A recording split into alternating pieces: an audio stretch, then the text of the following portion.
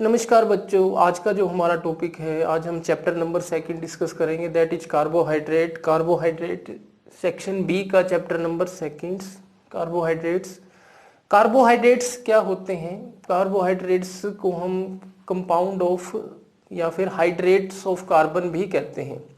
Hydrates of carbon क्यों कहते हैं? Because they are compose of carbon, hydrogen and oxygen. वो किस किस से मिलके बने होते हैं?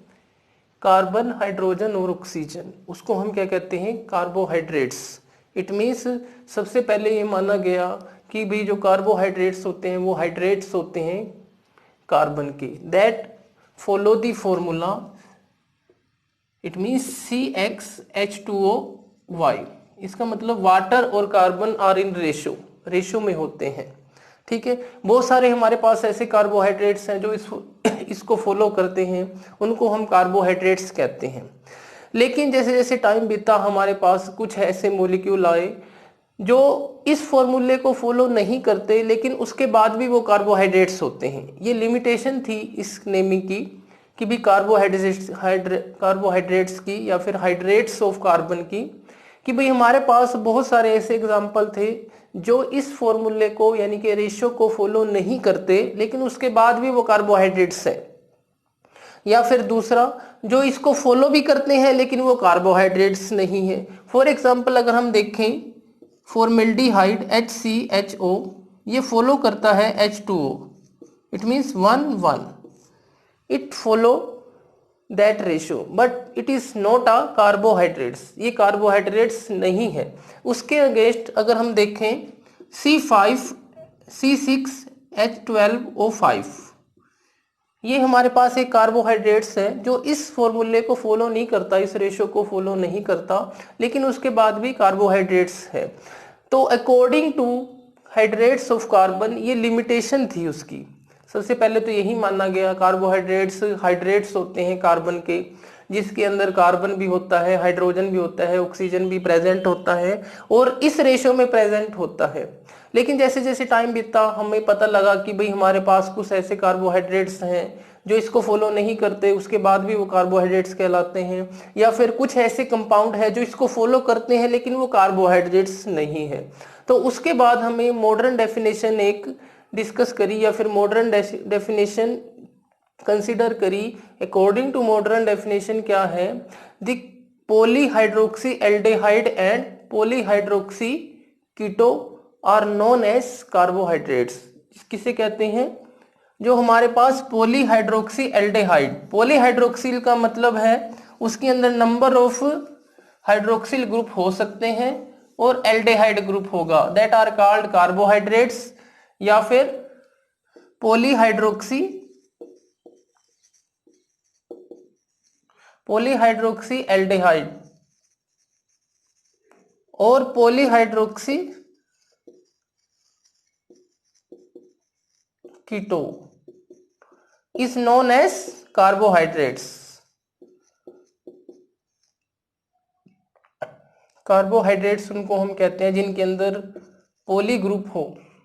ठीक है, पॉली का मतलब बहुत सारे हाइड्रोक्सिल ग्रुप हो और एल्डिहाइड ग्रुप प्रेजेंट हो, या फिर कीटोन प्रेजेंट हो, उसके अंदर पॉलीहाइड्रोक्सी ग्रुप यानी कि नंबर ऑफ हाइड्रोक्सिल ग्रुप उसके अंदर प्रेजेंट होंगे, उसको हम क्या कहते हैं? Carbohydrates.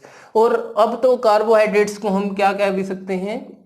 Carbohydrates also known as saccharides. उनको हम क्या कहते हैं? सैकराइड्स भी कहते हैं। ओके, उसके बाद क्लासिफिकेशन ऑफ कार्बोहाइड्रेट्स। क्लासिफिकेशन की अगर हम बात करें, कितनी तरह के कार्बोहाइड्रेट्स हमारे पास होते हैं? It means classification of carbohydrates.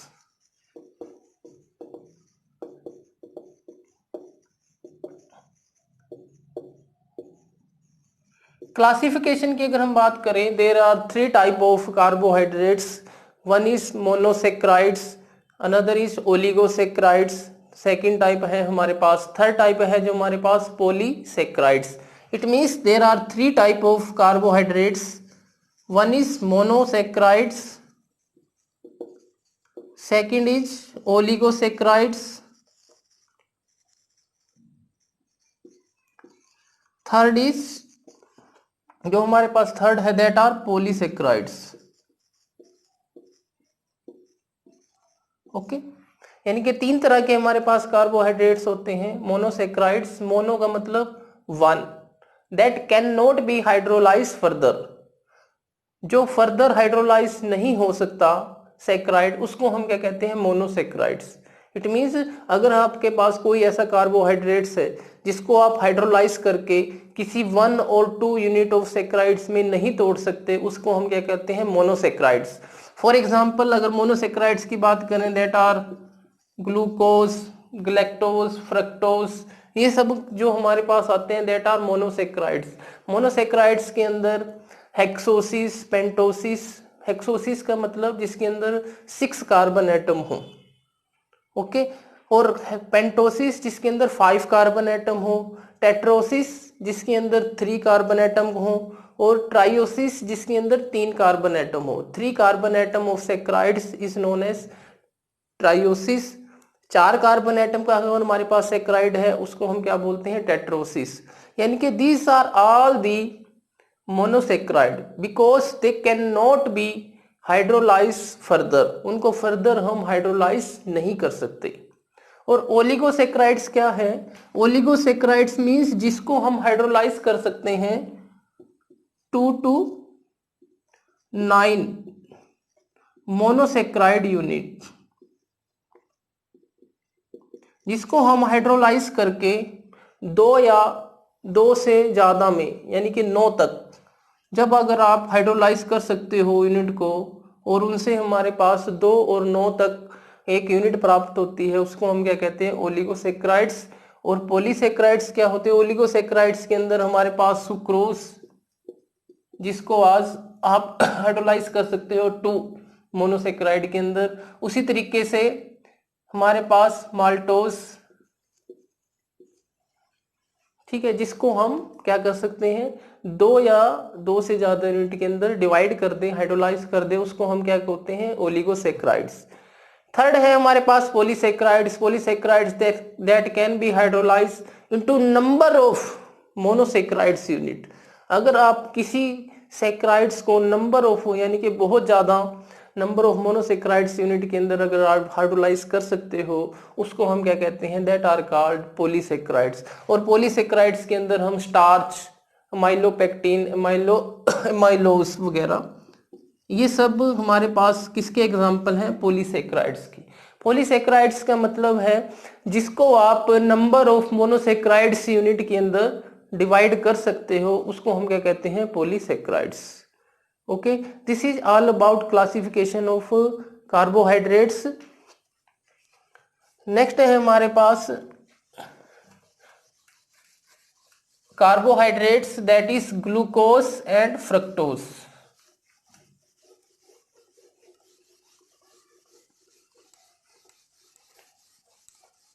या फिर हम अगर बात करें ओसाजोन फॉर्मेशन की, ठीक है, अगर हमारे पास बहुत सारे स्टीरियो सेंटर, अगर आप स्टीरियो सेंटर क्या होते हैं, स्टीरियो सेंटर हम बोलते हैं कायरल सेंटर को। Chiral centre is called carbon when the carbon attach to 4 different group that are called chiral carbon.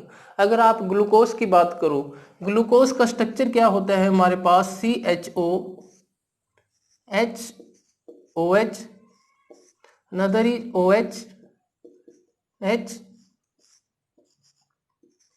OH, HOH and CH2OH। Okay, उसी तरीके से हमारे पास फ्रक्टोज का स्ट्रक्चर होता है, fructose contain keto group.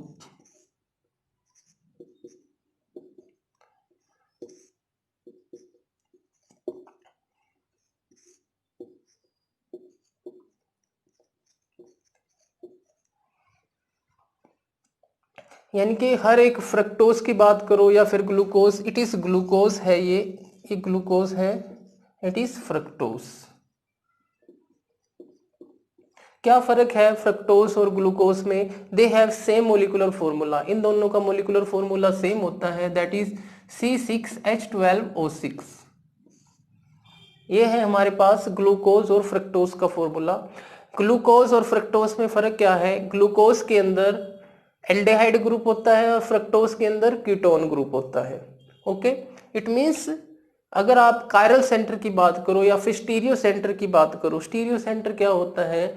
Stereo centre हम बोलते हैं कार्बन को, that are the chiral carbon, chiral carbon बोलते हैं उसको। कायरल कार्बन, अगर कार्बन 4 डिफरेंट ग्रुप से अटैच हो उसको हम बोलते हैं कायरल कार्बन या फिर स्टीरियो सेंटर। अब अगर आप ग्लूकोज की बात करो, ग्लूकोज के पास 4 कायरल कार्बन होते हैं, यानी कि 4 stereo centre, that is C2, C3, C4 and C5। यानी कि 1 2, अगर आप नंबरिंग करते हो 1 2 3 4 5 6 कार्बन के हैं चेन, जिसके अंदर carbon number 2 3 4 and C5, C2 C3 C4 and C5 are the stereo centre. Stereo centre, stereo centre क्यों है? क्योंकि ये कायरल कार्बन है that can rotate the plane polarised light, एक तरह से ऑप्टिकली एक्टिव इन नेचर। यानी कि हमारे पास 4 कायरल कार्बन है, तो 4 कायरल कार्बन से आप कितने नंबर ऑफ आइसोमर बना सकते हो? आपने फर्स्ट ईयर के अंदर एक फॉर्मूला पढ़ा होगा, अगर हमारे पास स्टीरियो सेंटर कोई प्रेजेंट है तो उसके कितने नंबर ऑफ स्टीरियो आइसोमर आप बना सकते हो? That is to the power n, where n is number of chiral carbon. अगर आप यहां से देखो 2 की power 4, that is 2 into 2 into 2 into 2, 2 दूनी 4, दूनी 8, दूनी 16, यानी कि आप 16 स्टीरियो आइसोमर इसके बना सकते हो। यानी कि सेम फॉर्मूला के आप 16 स्ट्रक्चर, डिफरेंट स्ट्रक्चर आप बना सकते हो, उनको हम कहते हैं नंबर ऑफ स्टीरियो आइसोमर। उसी तरीके से हमारे पास फ्रक्टोज के पास 1 2 3, यानी कि 1 2 3, ये है C3 हमारे पास, C4 एंड C5। इसके पास सिर्फ तीन कायरल सेंटर है, यानी कि 2 की पावर 3 8 आइसोमर्स, यानी कि 8 स्टीरियो आइसोमर्स आप इसके बना सकते हो, यानी कि 8 और दूसरे इसके अरेंजमेंट आप बना सकते हो सेम फॉर्मूला के साथ। इनको हम बोलते हैं number of stereo centre. Number of stereo centre कितने होते हैं ग्लूकोज के अंदर? That is 4। अगर आप उसके स्टीरियो आइसोमर बनाते हो, उसके स्टीरियो आइसोमर कितने बनेंगे? 16। ओके, अब दूसरी बात अगर हम डिस्कस करें इसके अंदर, that is osazone formation. Osazone formation क्या होती है? या फिर आपके सिलेबस के अंदर है mechanism of osazone formation.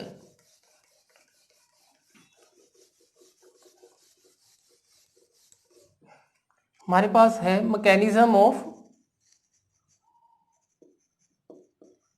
Osazone formation.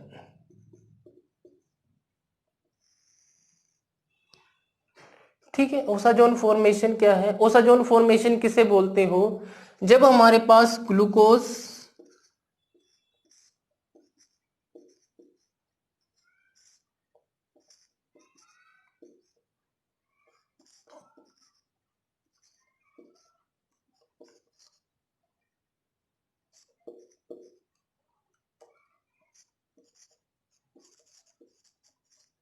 ये हमारे पास ग्लूकोज है, जब ग्लूकोज रिएक्ट करता है फिनाइल हाइड्राजीन। अब फिनाइल हाइड्राजीन क्या होता है? हाइड्राजीन आप किसे बोलते हो? NH2।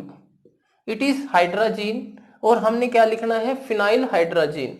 फिनाइल हाइड्राजीन क्या होगा? When one of the hydrogen is replace by phenyl group, उसको हम बोलते हैं फिनाइल हाइड्राजीन। जब आपके पास ग्लूकोज रिएक्ट करता है फिनाइल हाइड्राजीन के साथ, then there is formation of osazone, उसको हम बोलते हैं ग्लूकोसाजोन। कैसे? फॉर एग्जांपल हम अगर रिएक्शन कराएं ग्लूकोज की फिनाइल हाइड्राजीन के साथ, then there is formation of osazone. Osazone means जो हमारे पास ये है NHC6H5, NHC6H5 3CH2OH। ठीक है। जो हमारे पास कार्बन नंबर 1 और 2 है, कार्बन नंबर 1 और 2 react with phenyl hydrogen, then there is formation of osazone. इसका नाम है ग्लूकोसाजोन। अगर हमारे पास ग्लूकोज रिएक्ट कर रहा है फिनाइल हाइड्रोजन के साथ तब तो ग्लूकोसाजोन बनेगा।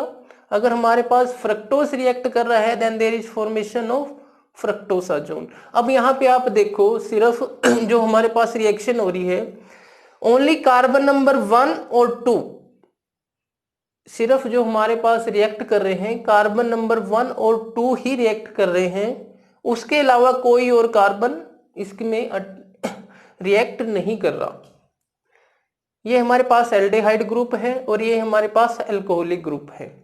इसके अंदर और इसके अंदर पूरे ग्लूकोज मॉलिक्यूल की आप बात करो, सिर्फ कार्बन नंबर 1 और 2 ही रिएक्ट करता है, उसके अलावा कोई और रिएक्ट नहीं करता, उसको हम बोलते हैं ग्लूकोसाजोन। अब आप देखो ग्लूकोज में और फ्रक्टोज में क्या फर्क है। अगर हम फ्रक्टोज का स्ट्रक्चर लिख लेते हैं CH2OH OH OH HOH,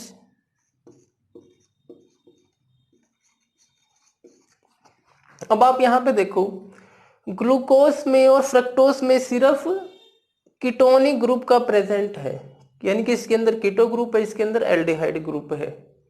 it means और रिएक्शन सिर्फ पहले 2 कार्बन पे होती है, चाहे वो ग्लूकोज की बात करो चाहे फ्रक्टोज की बात करो। इसका मतलब ये है चाहे फ्रक्टोज हो चाहे ग्लूकोज हो, प्रोडक्ट आपका सेम बनेगा, क्योंकि सिर्फ 2 ही कार्बन रिएक्शन के अंदर इंक्लूड हो रहे हैं, दोनों ही रिएक्शन के अंदर इंक्लूड हो रहे हैं। तो मतलब हमारे पास चाहे आप ग्लूकोज के साथ फिनाइल हाइड्रोजन की रिएक्शन करा दो चाहे फ्रक्टोज की रिएक्शन करा दो, then there is formation of only and only osazone. इससे भी ओसाजोन सेम बनेगा, इससे ओसाजोन सेम बनेगा, लेकिन इनका मैकेनिज्म डिफरेंट होगा। अब मैकेनिज्म क्या होता है इसका वो हम डिस्कस करेंगे। तो सबसे पहले आपको कैसे पता होना चाहिए फिनाइल हाइड्रोजन क्या है। हाइड्रोजन में जब आप एक हाइड्रोजन को रिप्लेस कर देते हो फिनाइल के साथ, then it is called phenyl hydrogen. जब ग्लूकोज के साथ रिएक्ट करता है then there is formation of osazone, उसको हम बोलते हैं ओसाजोन। आपने एल्डिहाइड और कीटोन के अंदर भी रिएक्शन पढ़ी होगी जिसके अंदर क्या करते थे हम एक अमोनिया डेरिवेटिव के साथ रिएक्शन करते थे, यानी कि हमारे पास H2 कोई भी अमोनिया डेरिवेटिव है, चाहे ऑक्साइम हो गया चाहे हाइड्रोजन हो गया, उसके साथ रिमूवल ऑफ वाटर होते, that reaction is called condensation reaction. It means C double bond nitrogen. Same reaction है यहाँ पे भी, यहाँ से 2 हाइड्रोजन और ऑक्सीजन बाहर निकलेगा और that attach with carbon with double bond. Double bond के साथ ये यहाँ पे हाइड्रोजन है, ये डबल बॉन्ड के साथ अटैच हो जाता है। It means it is the same reaction as the carbonyl group react with ammonia derivative and the reaction is called, जब ग्लूकोज रिएक्ट करता है फिनाइल हाइड्रोजन के साथ then there is formation of osazone. अगर fructose react करता है तब बनता है फ्रक्टोसाजोन। तो हमारे पास 2 तरह के मैकेनिज्म है इसके लिए, इसको एक्सप्लेन करने के लिए। First is Fischer mechanism and another is modern mechanism, जिसको हम बोलते हैं एमाडोरी रीअरेंजमेंट। सबसे पहले जो हम डिस्कस करेंगे that is Fischer mechanism. Fischer mechanism क्या होता है इसका?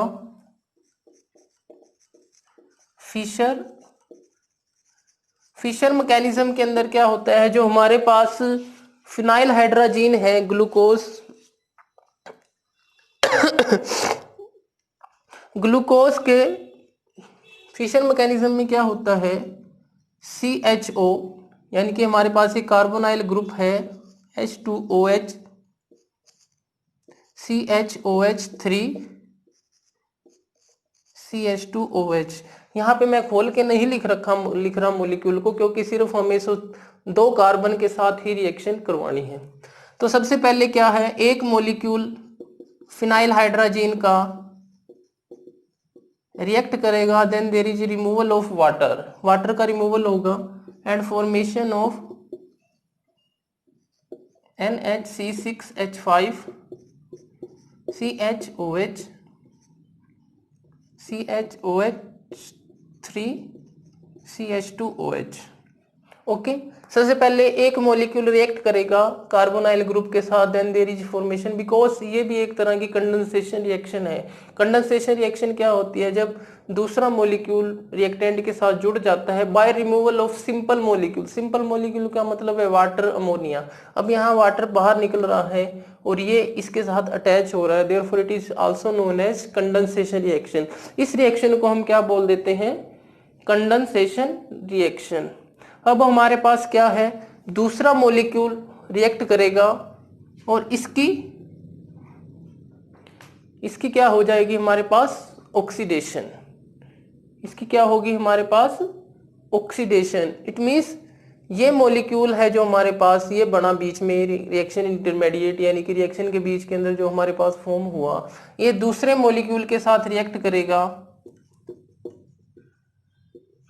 NH2, then there is removal of C6H5 NH2 और अमोनिया, और इसकी ऑक्सीडेशन। ऑक्सीडेशन का मतलब एक तरह से हाइड्रोजन का बाहर हो जाना।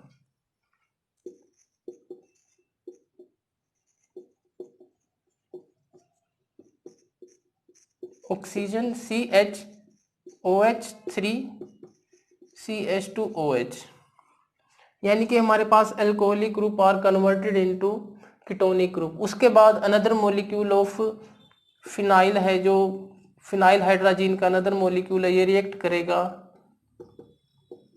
And there is formation of C6H5 sorry CH double bond N NH C6H5 again N NHC6H5 CHOH3 and CH2OH। It is the reaction of, इसको हम क्या बोलते हैं? Fission mechanism. फिशन मैकेनिज्म में क्या होता है? ग्लूकोज 3 मोल के साथ रिएक्ट करता है फिनाइल हाइड्रोजन के। सबसे पहले जो मॉलिक्यूल है यानी कि फिनाइल हाइड्रोजन का, that react with first carbon यानी कि कार्बोनाइल ग्रुप एल्डिहाइड ग्रुप के साथ कंडेंसेशन रिएक्शन दिखाएगा, यानी कि एडिशन ऑफ फिनाइल हाइड्रोजन होगा बाय रिमूवल ऑफ वाटर। उसके बाद दूसरा मॉलिक्यूल है जो हमारे पास फिनाइल हाइड्रोजन का, then it oxidise the second carbon. Second carbon को क्या करता है? वो ऑक्सीडेशन करता है। ठीक है, उसके बाद थर्ड मॉलिक्यूल रिएक्ट करेगा सेकंड कार्बन के साथ and then there is formation of osazone. इसको हम बोलते हैं फिशर मैकेनिज्म। लेकिन ये मैकेनिज्म एक्सेप्टेबल नहीं हुआ, इसकी कुछ लिमिटेशन थी। वो क्या लिमिटेशन थी वो हम डिस्कस करेंगे, लेकिन आपको पता होना चाहिए फिशर मैकेनिज्म क्या होता है। फिशर मैकेनिज्म के अंदर 3 मॉलिक्यूल फिनाइल हाइड्रोजन के रिएक्ट करते हैं ग्लूकोज के साथ, यानी कि सबसे पहला एल्डिहाइड ग्रुप को कन्वर्ट करेगा यानी कि removal of water. After that second molecule है वो ऑक्सीडाइज करेगा सेकंड कार्बन को। ऑक्सीडाइज का मतलब ऑक्सीडेशन। सेकंड कार्बन के ऑक्सीडेशन के बाद क्या बनता है? Carbonyl group.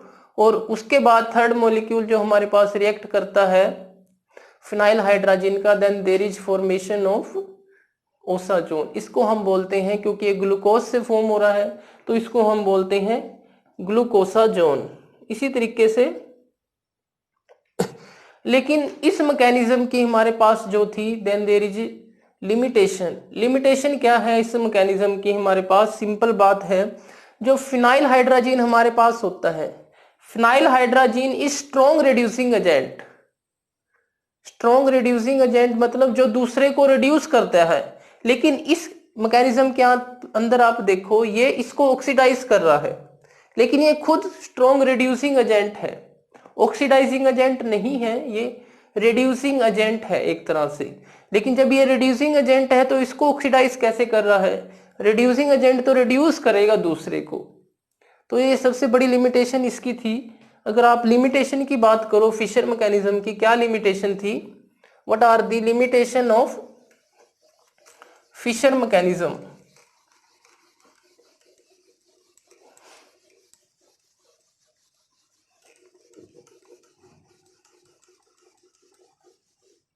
Limitation of Fischer mechanism,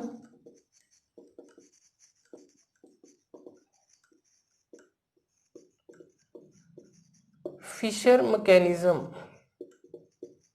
limitation क्या है फिशर मैकेनिज्म की? सबसे पहले तो यही है, जो हमारे पास फिनाइल हाइड्राजीन है, phenyl hydrazine is strong reducing agent.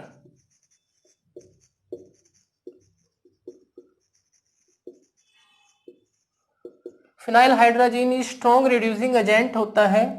तो जब ये रिड्यूसिंग एजेंट है तो ये रिड्यूस कर सकता है कार्बन को, लेकिन ऑक्सीडाइज नहीं कर सकता। सबसे पहली लिमिटेशन यही थी। सेकंड लिमिटेशन जो थी इसके अंदर, ये Fischer mechanism does not tell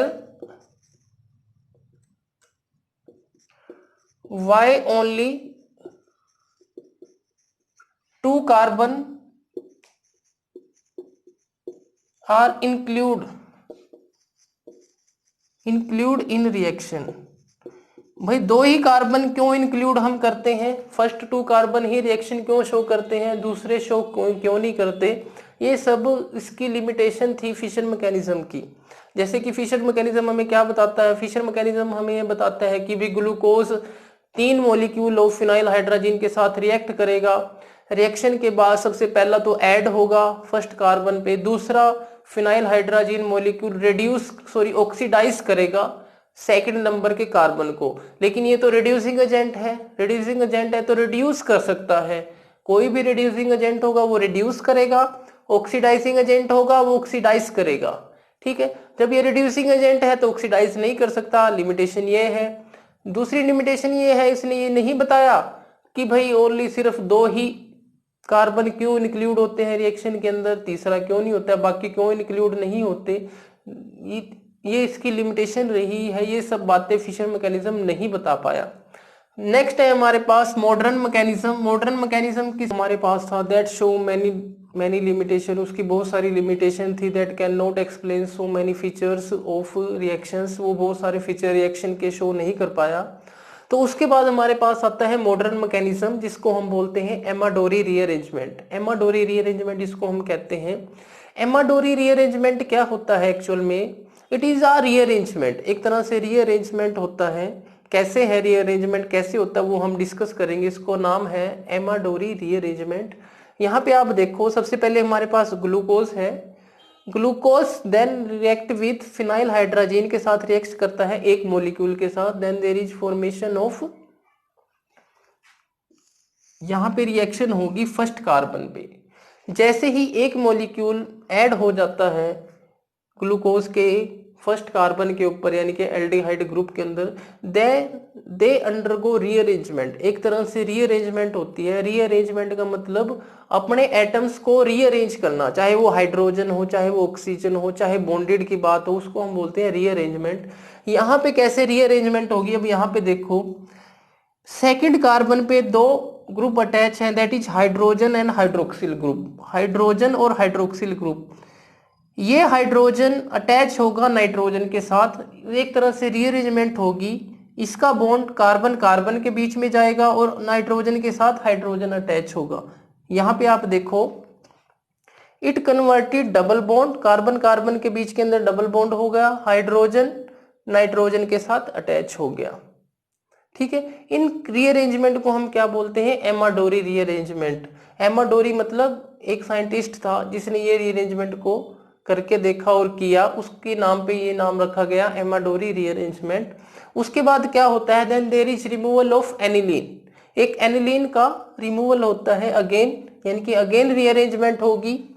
ये बॉन्ड यहाँ शिफ्ट, ये डबल यहाँ पे शिफ्ट, और then there is removal of aniline. Aniline का रिमूवल, तब हमारे पास क्या फॉर्म होता है? इंटरमीडिएट। ये है हमारे पास इंटरमीडिएट फॉर्म हुआ रिएक्शन के बीच के अंदर। उसके बाद एक दूसरे मॉलिक्यूल के साथ फिनाइल हाइड्रोजन ने रिएक्ट किया, तो सेकंड मॉलिक्यूल यानी कि कार्बोनाइल ग्रुप अटैच हुआ, कार्बोनाइल ग्रुप रिएक्ट किया। Then there is formation of removal of water, यहाँ से वाटर का रिमूवल हुआ। और तब तीसरा मॉलिक्यूल फिनाइल हाइड्रोजन का रिएक्ट करता है फर्स्ट कार्बन के साथ, and then there is formation of osazone. उसको हम बोलते हैं glucosazone. It is mechanism, modern mechanism. That mechanism are called Amadori rearrangement. Fischer mechanism है. अगर आपको कोई पूछे कि भी how can you prepare osazone, then there is दो पाथवे हैं, यानी कि दो मैकेनिज्म हम डिस्कस करते हैं.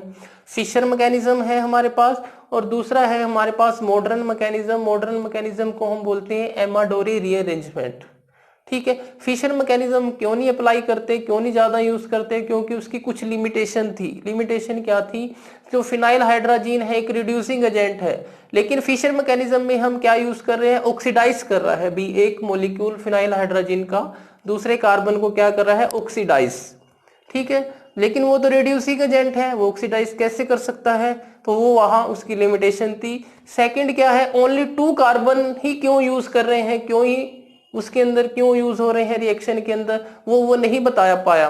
लेकिन मॉडर्न मैकेनिज्म ने बता दिया, क्योंकि इसके अंदर रीअरेंजमेंट हो रही है कार्बन नंबर 1 और 2 के बीच में. इसीलिए कार्बन नंबर 2 और 1 ही रिएक्ट कर रहे हैं फिनाइल हाइड्रोजीन के साथ, बाकी के कार्बन नहीं कर रहे, क्योंकि ये दूसरों के साथ रीअरेंजमेंट नहीं शो कर पा रहा. रीअरेंजमेंट का मतलब है ट्रांसफर ऑफ एटम्स, एक तरह से ट्रांसफर ऑफ एटम और बॉन्ड. वो सिर्फ फर्स्ट और 2 कार्बन में ही हो पा रही है, बाकी कार्बन्स में नहीं हो पा रही. Therefore it explain so many factor that can